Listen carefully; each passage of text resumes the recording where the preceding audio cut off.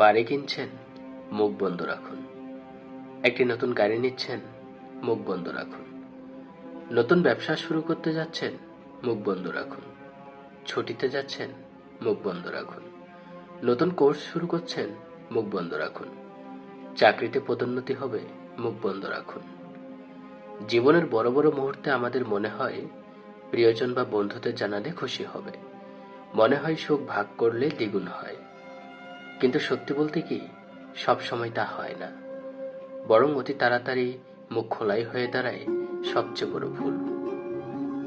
আমাদের স্বপ্ন আসলে এক একটা বীজ। এই বীজকে মাটিতে রোপণ করার পর যত্ন চাই, সুরক্ষা চাই। কিন্তু যদি খুব তাড়াতাড়ি সবাইকে দেখাতে ব্যস্ত হই, তখন সেটি শেকড় গজানোর আগেই শুকিয়ে যায়।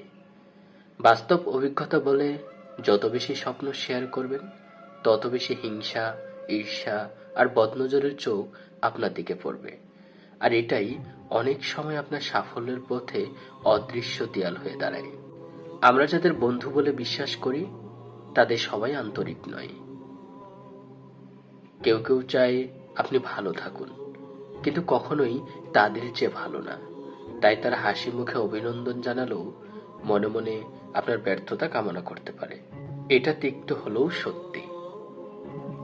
আমরা ভেবে নেই অন্তত পরিবার তো আমাদের সবচেয়ে নিরাপদ জায়গা, কিন্তু বাস্তবতা হলো পরিবারের ভিতরেও শুকনো হিংসা থাকতে পারে। ভাই বোন, আত্মীয়, কেউ কেউ চাইতে পারে যে আপনি তাদের ছাড়িয়ে না যান। এই গোপন প্রতিযোগিতা অনেক সময় আপনার আনন্দকে নিঃশব্দে বিষিয়ে দিতে পারে। অনেকে বলে বদনজর শুধু কুসংস্কার, কিন্তু অভিজ্ঞতা বলে অন্য কথা। মানুষ যখন আপনার উন্নতি দেখে ঈর্ষায় পড়ে যায়, তখন সেই নেতিবাচক এনার্জি আপনার জীবনে প্রভাব ফেলতে পারে। সনাতন হিন্দু ধর্ম, ইসলাম ধর্ম ও অন্যান্য প্রায় সব ধর্মেই বদনজরের উল্লেখ আছে। অর্থাৎ এটা কোনো কাল্পনিক ভয় নয়। নীরবতা দুর্বলতা নয়, বরং শক্তি। চুপ থাকা মানে ভিতরে ভিতরে প্রস্তুত হওয়া। কৃষক যেমন বীজ রোপণের পর প্রতিদিন হাটে গিয়ে ঘোষণা করে না, তেমনি বুদ্ধিমান মানুষও নিজের স্বপ্ন গোপন রাখে। সময় এলে ফলাফল নিজেই কথা বলে, তখন আর কাউকে বোঝানোর প্রয়োজন হয় না। আপনার ভাগ্যে যা আছে তাই হবে। আল্লাহর লিখে রাখা পরিকল্পনা কেউ মুছে দিতে পারবে না। কিন্তু তাড়াহুড়ো করে বেশি মুখ খোলার কারণে আপনি নিজের জন্য অযথা বাধা তৈরি করতে পারেন।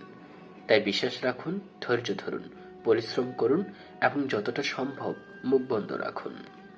মনে রাখবেন, স্বপ্নকে আগেভাগে প্রকাশ করা মানে তাকে দুর্বল করে ফেলা। হিংসা, ঈর্ষা আর বদনজর সত্যি আপনার সাফল্যকে ধ্বংস করতে পারে।